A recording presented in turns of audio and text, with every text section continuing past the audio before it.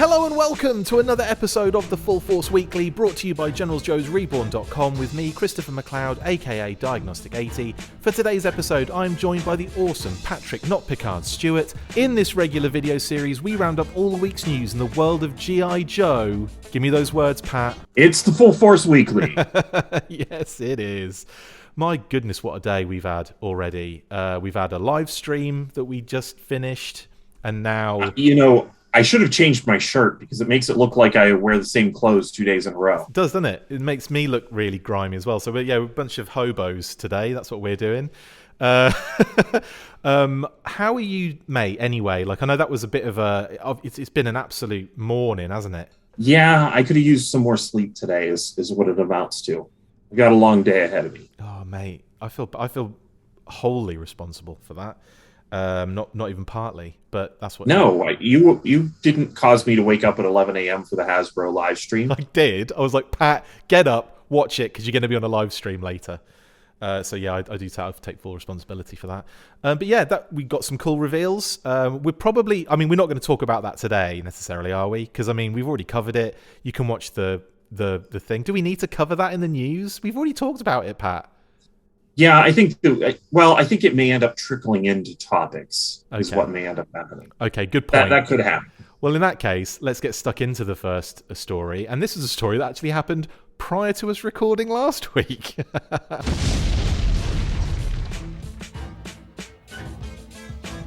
The day prior to recording last week's episode, and annoyingly not included in the show, the original cover art for Marvel's G.I. Joe, A Real American Hero, issue 21, went up for auction on the Heritage auction site for bids starting at $150,000 and ended up selling for a whopping $312,000. The famous silent issue by Larry Hama that sent fanboys crazy when it first hit stores back in 1984 lifted the lid ever so slightly on the origins of Snake Eyes and Storm Shadow, connecting them with a single tattoo right at the end of the issue. The cover was created by the art team of Ed Hannigan and Klaus Janson, and as of Thursday became the highest selling original G.I. Joe comic book artwork ever. The comic and its famous cover have been used time and time again for the brand, including a very recent appearance on the Super 7 exclusive Snake Eyes comic-inspired reaction figure. It's great to see the cover getting in the news for this eye-watering auction, and I hope whoever won it continues to cherish and protect it. Pat, were you surprised to see the cover go for that, or were you actually expecting a bit more? I think when this first went up for auction, we kind of talked about it privately, and I thought, well, $200,000 easy is what it's going to go for. That's for sure. So to see it actually top over 300,000, yeah, I kind of was surprised. The After Action Report guys that just put out the book on the comics. Yep. Josh actually said, has anything G.I. Joe, anything at all G.I. Joe ever sold for 312,000 or more? I don't think so. I don't think so either. I know. I think a bunch of Impel trading cards sold for $3.5 million, didn't they? Yeah, that's true. Oh, I cannot help myself, can I? I'm a horrible person. But my God. Was that a setup, though? Was that staged? Or was that for real? Well, there are stories coming out now that people think it was faked. He has come out and said that Logan Paul has come out and said that he absolutely did not fake it. It was actually legit. But who knows? Who knows in this scripted reality that we live in nowadays? Even this show's scripted to a degree, Pat.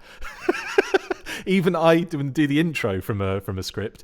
But I do genuinely believe that we're on a show, and I do genuinely believe that you're joining me. So it's true. It's just, I don't know. I don't know is the answer to that. But I will say that you have to be skeptical, don't you, about those things, because it's a little bit too incredible to be true. It sounds clickbaity from the beginning. So, maybe not. Back to the major news story, though. G.I. Joe issue number 21's cover. I kind of did want to see this go to Gene Park, who owns all the interior pages. I don't know who ended up winning it. I have no idea. But I then ended up looking at the video. Have you seen this online? The breakdown of every single page? Yeah, I've seen that, yeah.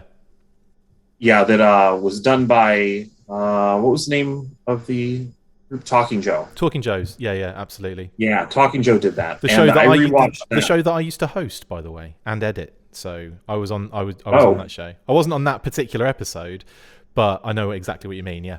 Yeah, it was a lot of fun taking a look at that and seeing all the various differences of all the pages. Yeah, it's a major thing for GI Joe to sell at that high of a price. It's crazy, man. It's crazy. I'm really like I said, I'm excited that it's gone for so much. I'm happy that it's sold for so much.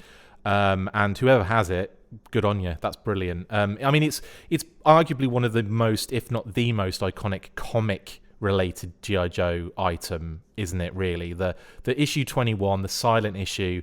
It's kind of the first homage most people that get the license tend to look at and tend to kind of replicate. We've had modern figures. We've had comic repacks. We've had obviously by Hasbro. We've had a Super 7 figure recently, with the Target exclusive with that comic inspired homage. That it's one of those ones that Larry's talked about it in depth. There are numerous videos about it, numerous panels about it. It's one of the biggest talking points in Joe, because not only is it an interesting point in comics history where Larry decided to just do a silent issue in order to speed up the process of getting that issue out quicker and so on and so forth. But it's it's beautifully done. Like it reads really well as an issue with no text in it. You can understand what's going on. Everything makes sense. It's really well done.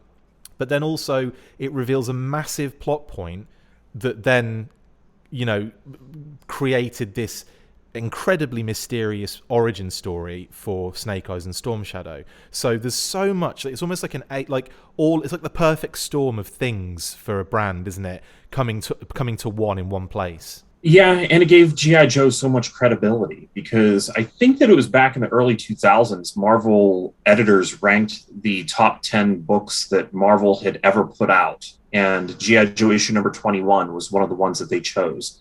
And I can remember at the time, everybody knew me as a G.I. Joe fan locally, but some of the other comics guys, still, it's annoying, but still look at G.I. Joe as a toy book.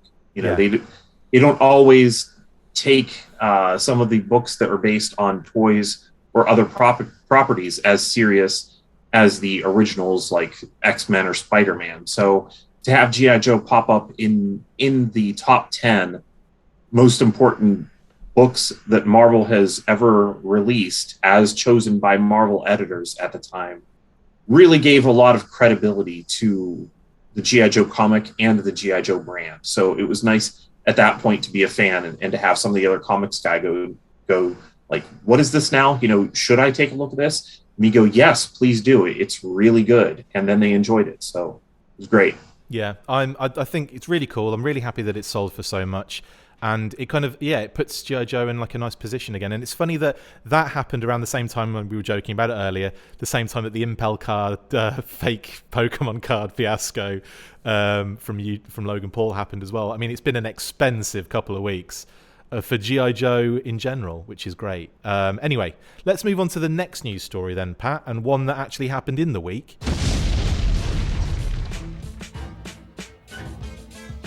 Last weekend, HISSTANK reported that brand new G.I. Joe classified listings were found thanks to an update from Hasbro to their retailers for 2022. Vesta and Ceres were found a while back, courtesy of JT Prime 17, but Mimus is brand new and turned out to be none other than Falcon.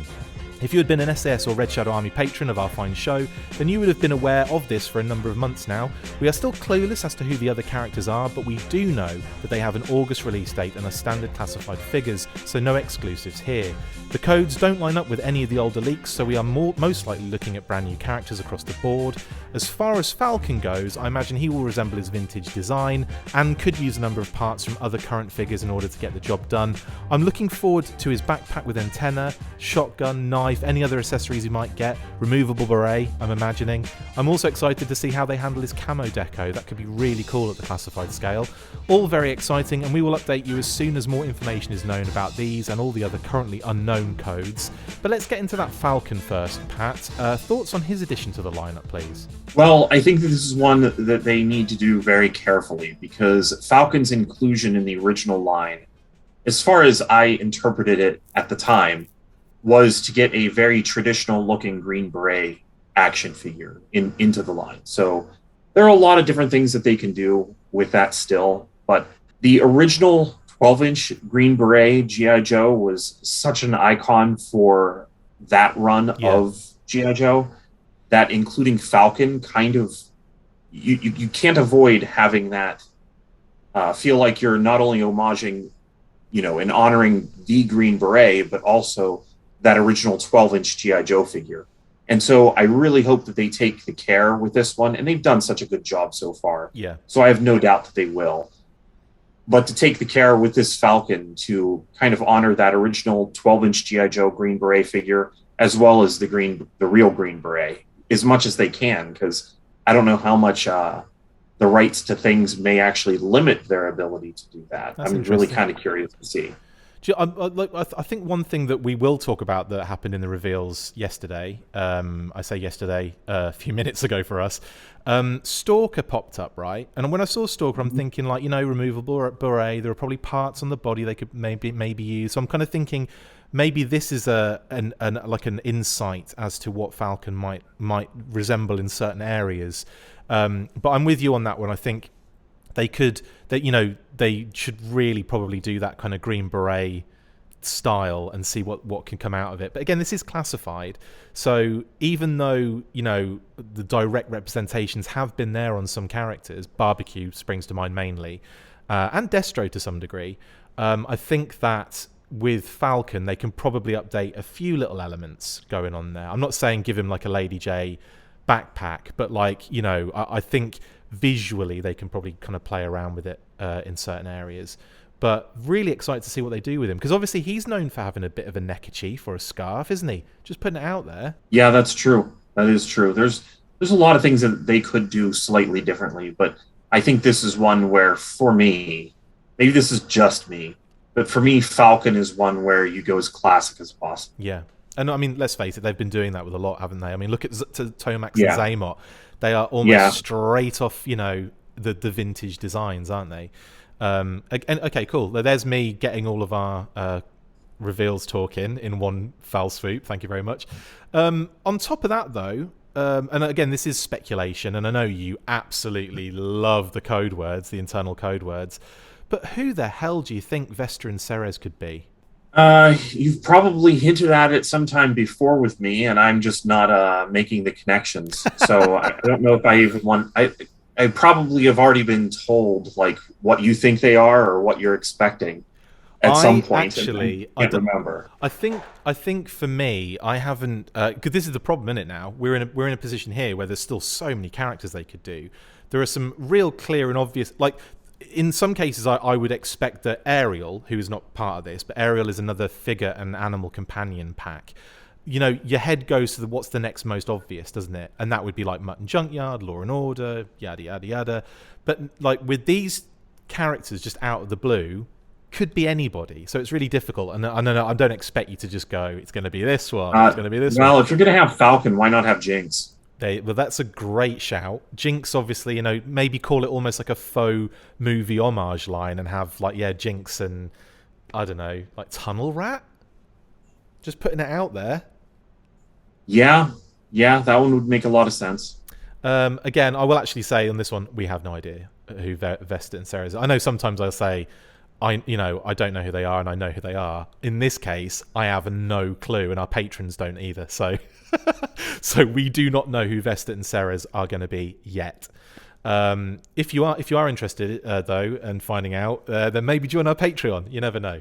It could be soon that we find that information out. Anyway, I'm gonna go with, if it's gonna be Falcon, maybe we might get Jinx, and we might get some other characters in that zone and that vibe.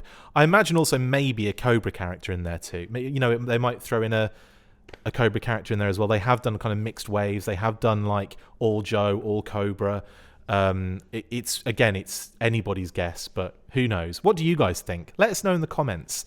Who do you think Vesta and Ceres will be? And I will also say this, because a lot of people say, well, by what it sounds like with the code word, don't go by the code word, because it never has any connection to who the character is. Like, it really is. They have gone from like having slight clues in there to nothing at all. So I don't think there's any clues in there, honestly. Okay, anyway, well, that is it for the classified news. Moving in then, Pat, to this very intriguing Trick or Treat Studios news.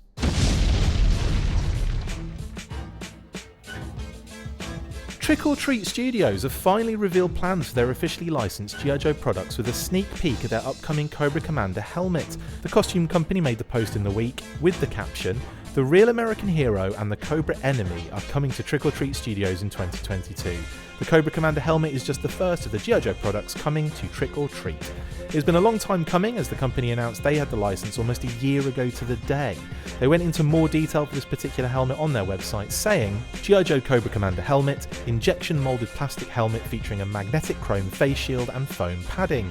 I'm excited to see what else they have in store for the brand, as these could be fun alternatives to the GameStop exclusive helmets we've received in the past year.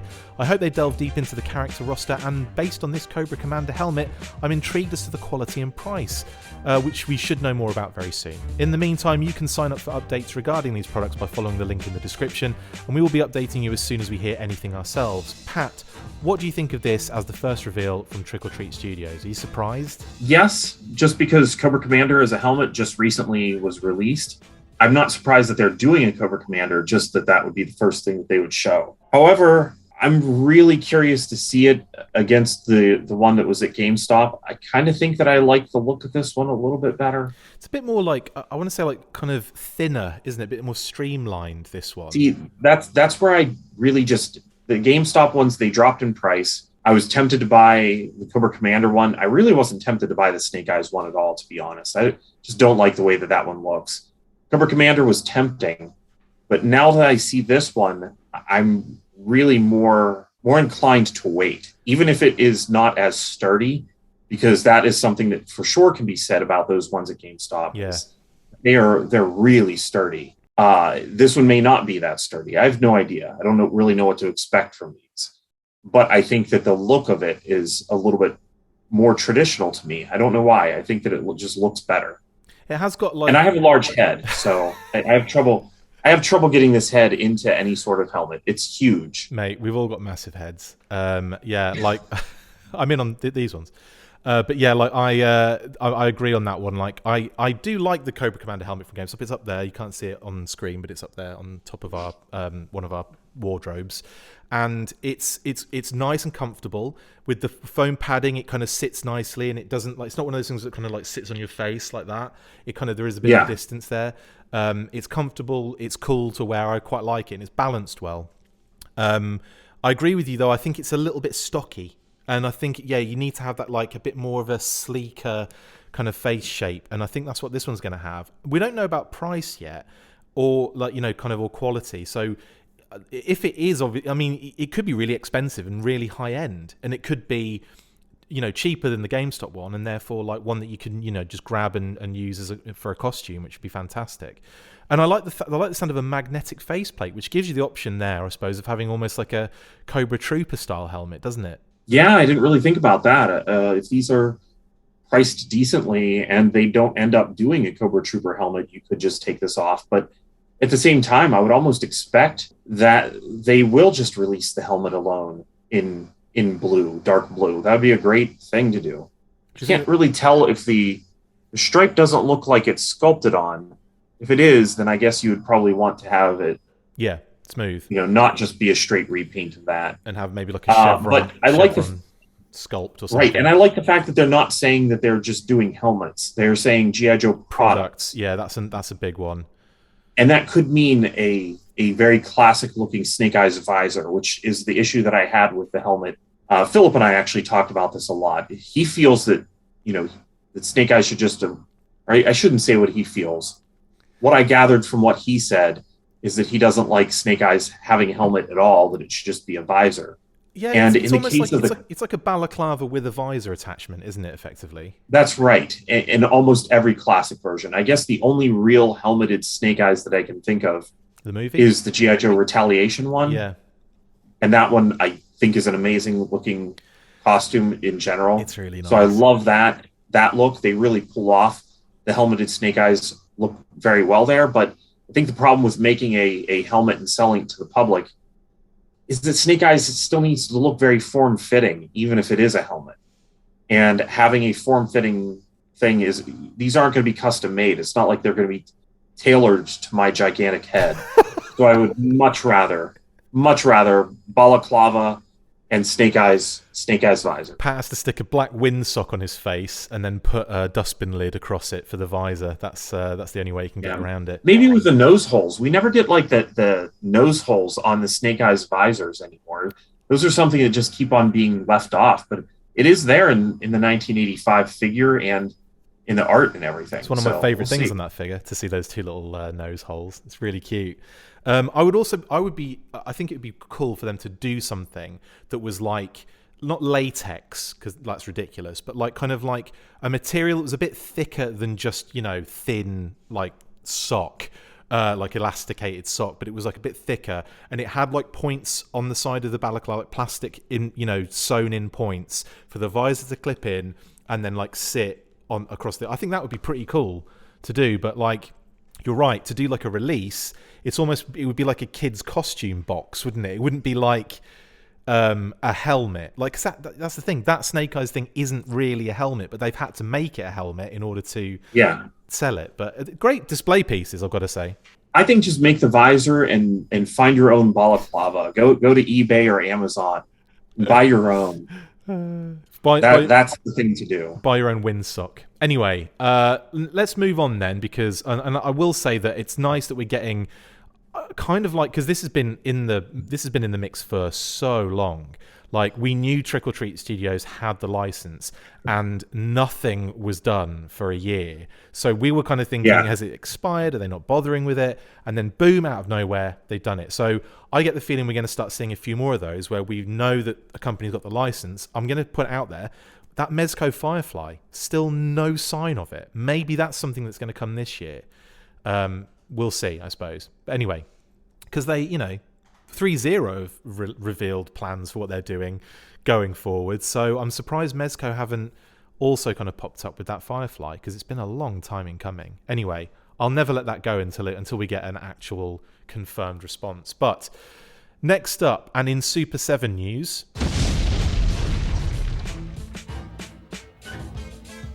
big thanks to Boyle and Pop on Twitter for the images here, but what appears to be a Super 7 reaction light blue Snake Eyes chase figure has been spotted in the wild. For the past few days, people have been finding this particular figure in stores like Target and Books A Million. The figure is a much lighter blue with silver straps, has card art to match, and appears to be a direct homage to the Indian Fun School release, down to the Secret Service text under the code name on the card. The piece de resistance has to be the fact that he comes with an AK-47 that makes it into the artwork and has painted gloves on, just like the original Fun School figure did. It's a pretty fun homage and something I'm so happy to see them doing for long-time fans of the brand. Super 7 haven't officially revealed this figure, nor did they mention there would be a chase figure in the wave, so this is a really nice touch for those of us who like surprises every now and then. Pat, this was kind of out of the blue, no pun intended, but quite a nice, like, it's one of those kind of surprises you're like, yeah, I'm into this. I have a lot of different conflicting feelings, to be honest. If it is an actual chase figure. Oh, I knew this would be the thing that bugs you. Yeah. Well, we don't know. Yeah. The thing that I say chase, right? Because that seems to be the only thing that it fits into at the moment. Like, it's not. It hasn't been revealed. They haven't shown it off. It's appeared with a wave of figures. It's obviously a completely separate figure design. All that kind of stuff. Color deco, card is different. But because they haven't come out and said this is what it is, I'm inclined to think it's been tucked in there as like a surprise. Thus, chase? Well, a chase figure, though, is a figure where, kind of like what Mattel has done many times in the past, where, I don't know, that's what turned me off of the 2000X He-Man line. It's every so many cases, you'll get this one figure that everybody wants. Yeah. And I'm not really into manufactured rarity. There will be problems that will arise that will cause certain figures to not be manufactured to meet demand. That's going to happen any toy line that comes out. Yeah. It's unfortunate, but it's the reality of the situation. And so I don't really enjoy it whenever a company intentionally makes things like I very specifically did not collect the Loyal Subjects GI Joes because of the chases. Yeah. If I can't have them all, then why collect? Yeah. Why collect the ones that I am on the fence about? Yeah, like if you're telling me, hey, this one that you do want is going to be impossible to find, then you're telling me, hey, you're not collecting them all. You're in pick and choose mode. Yeah.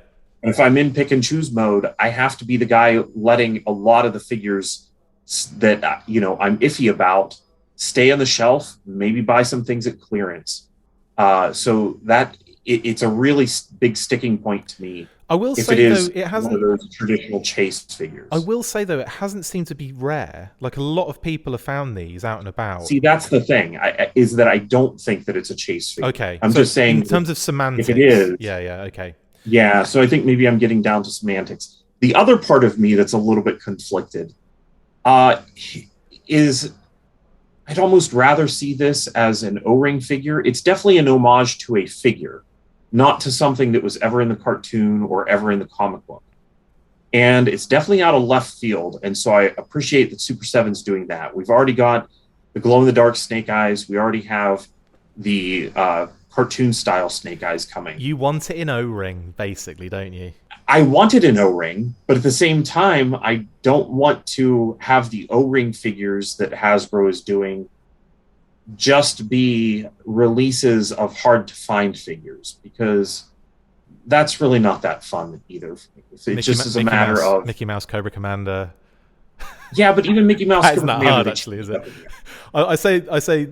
Funny enough, I think Adam found one recently in the wild, a Mickey Mouse Cobra Commander, and didn't pay a lot of money for it either, and it was just there in a collection. Yeah. So So anyway, that's by the by. Carry on. Sorry. But even Mickey Mouse Cobra Commander, they changed up a bit. Whenever the club did Cobra Mortal, they changed him. It's take those straight arm figures and turn them into swivels. Yeah, I kind of would. There is part of me that would like to see this as an O-ring figure, but at the same time, I guess maybe part of me that doesn't want that. So this will be basically what I'm getting down to is that I'm hoping that there's enough time when we're done here in between us talking and me going to work that I can go to Target and look for myself. I do want to buy one of these. Amazing. So you do They've want done one. their job. They're making me go to Target and buy one. Exactly. So you're just angry that you have to go out and get it now. That's the problem, isn't it? They've no, made you I'm not angry.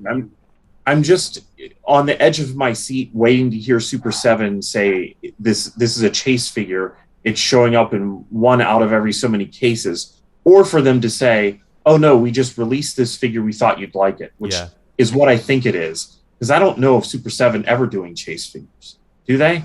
I've never heard of that, I don't think. Not a clue. They've done a lot of special releases of things, which is what I think this is, but not actual chases. They've released so much reaction stuff that I couldn't tell you, honestly. It's got to be the biggest line in human history now, isn't it? Blimey.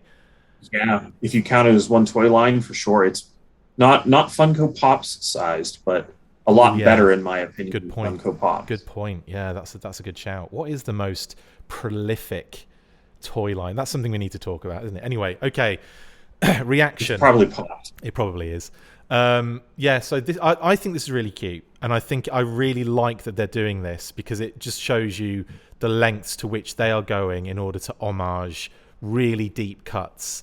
And I remember as soon as I saw this, and I looked at it, I'm like, no, really? Is that just the lighting? Is it just is that the Snake Eyes figure that's come out and it's just a lot lighter blue than we expected? No, it's Secret Service gives it away. The AK gives it away. This is clearly a Fun School homage, Indian Fun School homage figure, and it's brilliant to me. And like you say, bit of a concern if it's chase. I think that's just semantics in my kind of stance with it. It's the only thing I could really think is where it fits. It obviously is a standalone figure. We just don't know how rare it is going to be. And we shall see, I suppose, in the next couple of weeks. Anyway. We were going to get a bazillion Snake Eyes from them. So the fact that we're going to get a bazillion of them, I would much rather have this than have like Snake Eyes with and without gloves. This is a good figure. Totally. And we've had now, in the reaction line already, 3 Snake Eyes, 4 if you count the Blind Woodsman. So a glow-in-the-dark Snake Eyes. We've had... oh, yeah, that's right. We've had the standard first one with no gloves, on card. We've had the special Target exclusive comic version, and now we've got this, and that was a different sculpt completely. And now we've got this re-deco in blue with the AK that is basically the same as the Wave 1 Snake Eyes. So very interesting and very cool. And I like the fact we've gone to those different degrees so far. My only problem is that I'm still waiting for Big Bad Toy Store to get my shipment in. So while, I want to be checking out these figures and looking at the new ones coming up, my easiest way of connecting to a toy line is to actually have it in hand. And so far, the only thing that I've gotten are the 2 from Target. I haven't gotten anything else. Yeah. Well, they'll be coming soon, I imagine. Anyway, next up then, and this is a big story. This broke basically, was it Thursday night, last night before, obviously we're Saturday now, but a couple of days ago. And it is news that we have been following for a little while now, and a lot of speculation around this, and that's obviously an IDW news.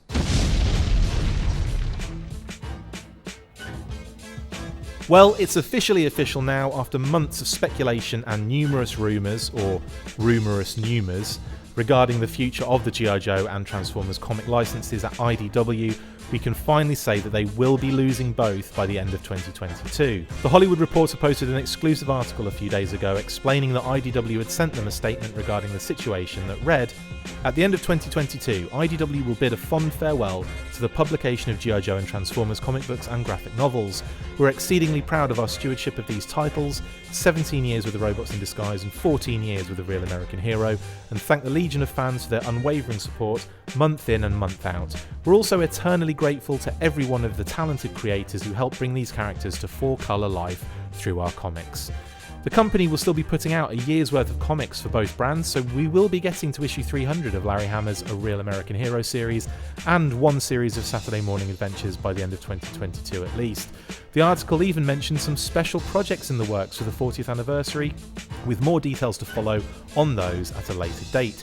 It truly does feel like the end of an era with IDW, who have consistently churned out Joe titles for what feels like an eternity. I'll be sad to see them go, but now the focus of this saga will no doubt shift towards who will be getting the license in 2023. A number of companies have been proposed already, with Skybound being a very likely candidate, knowing that Robert Kirkman is a big fan of the brands and has expressed his desire to take over when the time comes. Now, Pat, IDW, end of an era, isn't it? Pretty important kind of thing here in the comics world, I think. Yeah, I would agree. My main focus, though, is on the Larry Hama end of things as far as IDW goes. That's where I'm so ridiculously behind on my G.I. Joe reading. It's not even funny. But seeing this, it's like, well, why haven't I been keeping up? I really should be. Going back maybe and trying to get some of those, especially the Hama issues, interest me. And I'm glad that it looks like we will be hitting issue 300. It almost feels like number 310 would also be a milestone. Yeah. To have doubled the original run. So hopefully wherever it ends up next, if Hama wants to continue, that he gets to continue. That to me is the thing. Like, obviously fans would love him to continue, but I think that I would like to hear from him as to what he wants to do. Yeah, I totally agree with that. Big time. And it's, it feels like a massive end of an era. But again, we don't know as well, like, if whoever takes over, they may even want Larry to continue doing that kind of thing. You never know. What I've got a feeling that they might even, I mean, depending on what's happening, there might be a lot of talks about this with they might know who's going to be taking over afterwards. So they may want to try and, work that out in some way to make it kind of continue for fans. But I could see them basically bring it to a close at 300, like a nice round number. I agree with you on 310. That would be great to, like, it was 155 episodes, 155 issues on both ends would be brilliant, wouldn't it? That would be so cool.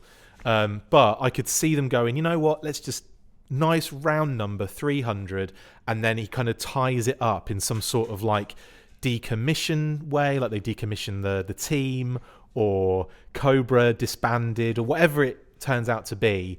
I don't want everyone to die, like, the whole world is nuked and everyone's off the page. But I don't know if they need to go that big. How would you like to see it end, or would like to see it continue? Or that's the I'm not far enough read up to even say that. I just think that having an end, even to whatever the current character arcs are, would be a good stopping point. And but what would Phoebe that's how it's going to end? But this is how it's going to end. Phoebe is going to eat them all, aren't you, Phoebe? So you're going to just chomp them all up, yeah? Don't look at Mommy. There you go. Look at the viewers and Pat. Look at Pat. Look, say hi. Hi, Pat. Hello. Hi, Pat. How you doing? Are you good? But yeah. Yeah? Okay, put you down. Sorry. I think that just bringing whatever the current arc is to it, like if Hama is going to continue, we have a year. Try to figure out whether or not that is going to happen. Yeah. And if it's not going to happen, bring the entire thing to a resolution. If it is going to happen, just finish the current arc and then, pick up in a nice way in the next segment. I don't think that we need to have a huge ending if we know that it's just going to be continuing. Who's huge ending? I will say, though, that I'm a bit sad that the Saturday Morning Comic or the Saturday Morning Adventures is only going to get one series in this year. I mean, there's no way they're going to churn any more than that out.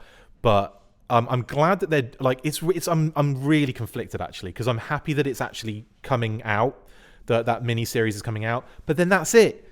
And that the next company, it's not going to be the same thing. They might try and do that if it's successful, which I think it will be, because a lot of people are talking about this comic series, that kind of like linked to the Sunbow series and all that kind of stuff. It looks brilliant. It looks bonkers. We just had another cover revealed today, Friday, by IDW for the solicits for IDW for April, and the issue has Aladdin over the Terradrome, so it's going to be absolutely bonkers, this issue. Yeah, I actually didn't even see that. I don't have a comic book store anywhere close to me to make it convenient for me to pick anything up, and that has been the end of comic subscriptions.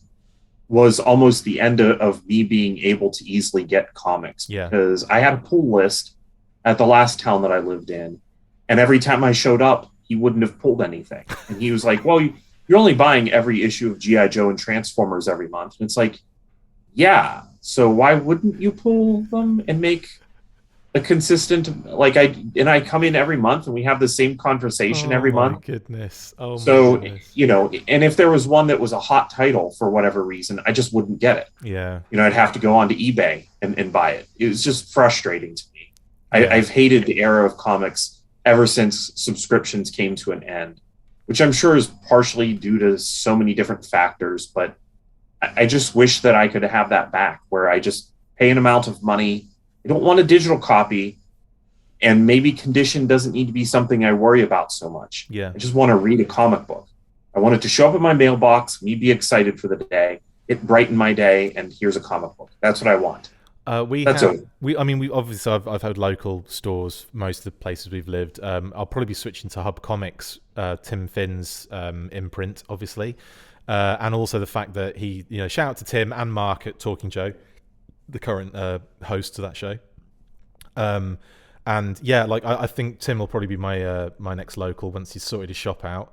In terms of IDW, sad to see him go, really. It feels like it's been it does feel like the end of an era. It feels like a real long period of time to be running these brands. Obviously, Transformers has had a huge 17 years with Transformers comics as well, crazy. So, good luck to everyone at IDW. Obviously, we've got another year to kind of enjoy what they're putting out. And then I suppose we'll find out who's going to take over. Skybound pretty much in the lead there, would you say, Pat? Seems like it, yeah. And we've talked about that before. I really wouldn't mind having it in the hands of someone who's a big fan and is eager to take the brand, more mainstream a little bit. Yeah. I still want my not so mainstream love of G.I. Joe to be catered to. But we've got to make sure that they're able to sell books in order to keep them coming. Absolutely. Okay, well, that brings us to the end of the news segments. Yes, there was massive reveals today, Friday, I know this is Saturday as you watch it, but if you want to check out our reactions to those reveals, you can check out our live a video which is up on YouTube as we speak. There are probably 2 videos up there at the moment. The first one you can watch for the intro, and then the second one you can watch for the actual content. We had a bit of a technical issue on it, and the mic stopped working. This mic that I'm using perfectly fine now, so I'm going to be trying to sort that out with StreamYard. But anyway, you don't need to know all that information. Let's just move on to shout out, shall we, Pat? Sounds good to me. Explosion.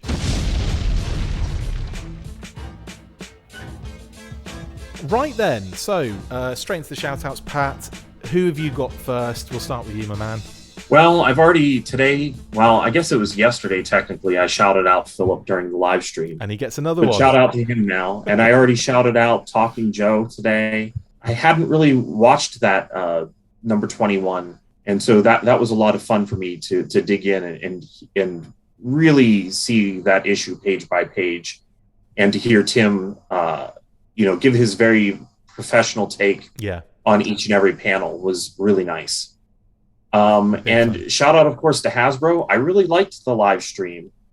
I think that if we can't see the figures finished, it was nice that they just kind of came on, showed us some things so that we don't have to keep wondering what's going on. That they're kind of out there making sure that we know kind of what to expect, because I don't think you and I would have expected Gung Ho to have had quite all those new parts.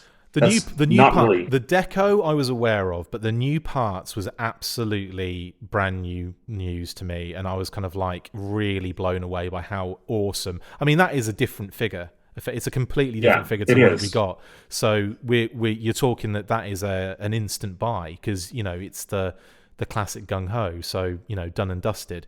The other ones, like I know obviously there's going to be a lot of reissue stuff in there, but I'm glad that they've done something different in terms of the deco, because it does make them, you don't want to just be getting the same figure in a repackaged scenario a lot of the time. I just generally don't want to be doing that. I probably would buy them, obviously, because that's the problem we have, but I like the fact that they're doing something slightly different with those figures. And for some people, it's going to be different to different people, but I feel like it caters to multiple different people that are buying these things. So like, if you don't have the Baroness, or if the only Baroness you have is the one with the vehicle and you don't want to open her, you're going to get the opportunity now to have a single carded Baroness. We don't have a single boxed Baroness, but I don't think that's necessary personally. I don't think we need to have the Baroness in every single way, shape, or form of package. I don't think that's necessary. Maybe you guys do. Let us know in the comments. I'd like to have seen maybe a little bit more done in the decos. I know they're trying to make them very much like the original figures, and there's a difficulty there when you've got other figures that the figures they've already released already have that vintage inspiration. So it's like, what can you do to make it more vintage? I think what they did with Gung Ho is absolutely exceptional. They've kind of simplified Destro, they've simplified the Baroness, they've simplified Lady J in terms of the deco, but I think there's enough changes on them for me to warrant picking that first lot of figures up. Anyway, that's you can listen to this exact conversation in the other video. Yeah, but I just kind of wanted to shout out them, because I really appreciated how they got on there. They showed us a figure. They moved on to the next one. They moved on to the next one. They didn't really stretch things out at all. They just kind of showed it to us, mentioned in there where they could what to expect from the accessories, which actually sounds very promising. Yep. Because some of those sound like they're going to be new as well. And then they showed us the O-ring figures, some new O-ring stuff. I'm happy to have a little bit of an update of that. And to get more there, because I've had so many thoughts of O-ring things. I've been jotting them down. I do want us all to sit down on a full force episode and do a monthly where we do that. Maybe not next month, but at some point this year, especially after we're going to have some of them in hand. That'll be definitely a benefit.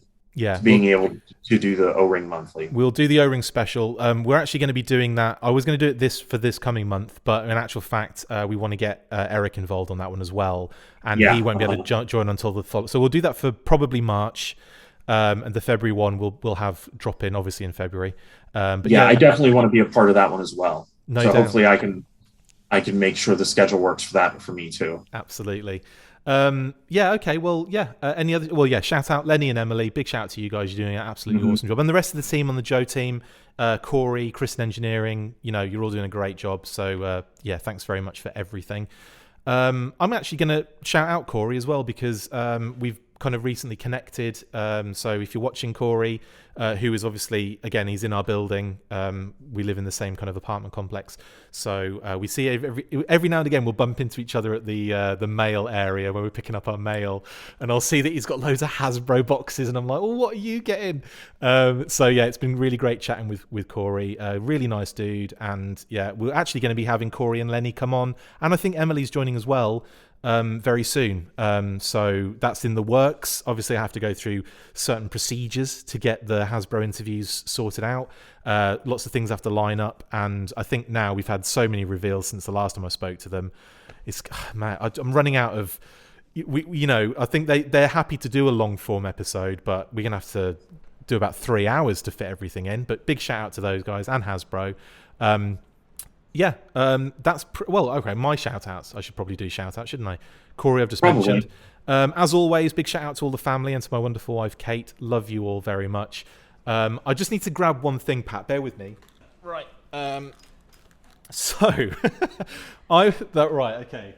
This is probably the weirdest shout out ever. It's also definitely the weirdest what I got in ever. But Kate came back to the house back to the apartment last night. She picked up the post out of our little post box, little locker. She comes in and she's like, "What on earth is this?" And obviously, I've got my fingers over the address and everything, so you can't see that. But it says on the front, "Smell my thongs," right? And then you can see a little bit. Can you see that? A little bit sticking out there like that. And we're like, what on earth? What? I think Kate came in thinking, what has Chris been subscribing to? And it's crazy. It looks proper legit and everything. Opened it up, and it's just a little bit on the edge there. It's a prank. It's a joke. Thank goodness. And it says on the card inside. And actually, I will say that we both looked at it and thought someone's having a laugh. We threw it away. We didn't even look inside it. And then Kate had messaged her mom because her mom had been hinting at like getting unsolicited mail, and had she been getting any unsolicited mail, knowing fully well what was coming to our box, as it were. And we got this card saying, "Sorry to disappoint you, no dirty thongs in here, but whoever delivered this to you now thinks you're weird. Oops, ha ha." And it was from there you go. It's from our brother and my brother and sister-in-law, Kate's brother and sister-in-law, Drew and Ree. So shout out to Drew and Ree for pranking us in a big way. We were both looking at each other like, what is this? We were thinking the worst. Kate was thinking it was like anthrax or some sort of, we're going to open it was going to explode, or it had COVID in it or whatever. And I'm like, it's just someone having a joke, or it's just someone like, it's just junk. I was trying to think, have I subscribed to anything really dodgy that I should know about here? And no, it's not. It's just a prank. So thanks. Shout out to Drew and Ree on that one. I thought you guys would get a kick out of that as well. Yeah. Have you ever had any unsolicited mail like that before, Pat? Not like that, no. Okay, well, no. Nor solicited like that. I've not had any mail like that, period. Keep an eye out in your inbox. I'm actually going to send you a real one. That would be terrible like my mailman actually knows a lot of people that I know. That'd be bad. Yeah, because you'd never be able to explain it, would you? That's amazing. This is why I've never given anybody my actual home address. Do I not have it? I don't know that you do. I don't think you do. Where have I been sending things? Did you ever get that Baroness? My parents' house. Did you ever get that Baroness I sent you, the Cubles one? I did, yes, thank you. Oh, okay. Where is that? I did. Yes, shout out to you. That came... straight in the trash. No, it came during that time where I didn't record for like 3 or 4 weeks. Oh, good. Well, I'm glad you got it. That's the main thing. Yes, thank you. No worries, man. Anytime. Shout out me for that. I'm just joking. I will obviously shout out to Brian Sauer for the awesome Winter Ninja Force Storm Shadow version 3 graphics, which are just amazing. And I love these current winter graphics we've got. Very nice. And shout out to Brian as well, just in general. Thanks for all your hard work. I've been kind of putting him under it recently, just been like, I need this for the Newsburst Live, I need this for the weekly title card, I need this. Yeah, so we're doing a monthly next week, so I've been asking for loads of things. Oh, and we've got a very interesting interview dropping later today. If you're watching this, it's going to come out around noonish on Saturday, so Eastern. So keep an eye out for that. I'm not going to say any more because I don't want to ruin anything. But we've done an interview with somebody. It's for a project. It's very cool, very interesting. I think you'll get a kick out of it. The entire fandom know who it is anyway. They just don't know who I'm talking about now. But it will be going up later on our YouTube channel and Facebook and everywhere. So keep an eye out for that. It's really cool, and it will also launch. It's like an interview that also launches everything. So it's a good one. So keep an eye out. Not even Pat is aware. I haven't told him. Yeah, So I have no idea what he's talking about. I was going to start just making things up. Anyway, that is all my shout outs. Of course, we continue to support the LGBTQ plus community, and as always, stand fast with the Asian and Pacific Islander communities in saying stop Asian hate. We do not discriminate against any minority and want the show to be a fun and safe environment for anybody, no matter their background. To our patrons, listeners and viewers, thank you so much for everything. Again, the patrons, you guys have been getting recent kind of Q&As I've been doing live. I'll be refining that process. That was a bit of a learning curve for me. And obviously the one we did earlier today, massive technical issue. Couldn't really do much about it, but we got it out in the end, and that's the main thing. So you get your content, you just don't get it. Sometimes you don't get it in the right way. But thank you guys for the support. We really loved all your comments as well. So many people commented. So many people were kind of joining us and chatting away. So we really appreciate that. And thanks Pat as well for jumping on to not just this, but also doing the live show a few minutes ago. Thank you so much. Yeah, thanks for having me again. It's always fun. I really appreciate being on. We're going to have that problem early now, aren't we? Where we go to stand up and everything hurts because we're older now. And I don't know about you, but I've been sitting down this entire time until I got up to get that. I'm in pain. No, in between, I just laid down in between. Just on the floor, I guess. Anyway, that brings us to the end of this episode. Thank you for watching the Full Force Weekly. Massive thank you to my awesome co-host, Patrick Notpicard Stewart. See you next time. And as always, 1, 2, 3... Full Force. Perfect. I mean, it was off, but that's what I prefer. Yeah, I've not seen it actually. I don't fast forward all the way to the end and look at that each time. You should just have an homage of them. At the end of the years, just compile all of them together. There would be thousands. Well, there'd be 60 over top of each other, like just a bunch of windows with all of us full forcing. There'll be 60, 100, and there'll be so many. There'll be so many because it'd be me, you, Adam, Justin. It would be horrible. It'd be entertaining. Why do you always make me do this? It's gonna be like a 1,000 gig video. Anyway, yeah. Okay, we'll see. All of them to this point. How about that? I'll make it worse for you. Every time we've ever said Full Force up until now, all compiled together into one gigantic Full Force. I love the fact you think it's easy for me to access all of that stuff now.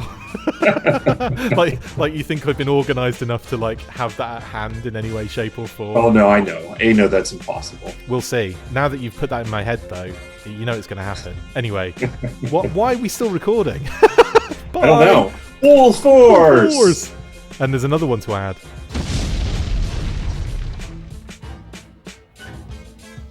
Make sure you get involved with the discussion by liking, sharing and commenting on these videos, and as always you can keep up with the show after listening by following on Twitter @TheFullForce, liking the Facebook page facebook.com/TheFullForce, and if you would like to contact the show you can message us on either of those platforms with feedback and questions. We also have a Patreon page, so if you want to show your support for the show, see your name up in lights on these videos, or enjoy exclusive bonus content, then check out patreon.com/TheFullForce. patreon.com/The Full Force Podcast, or click on the link on any of the posts this podcast appears in. Full Force.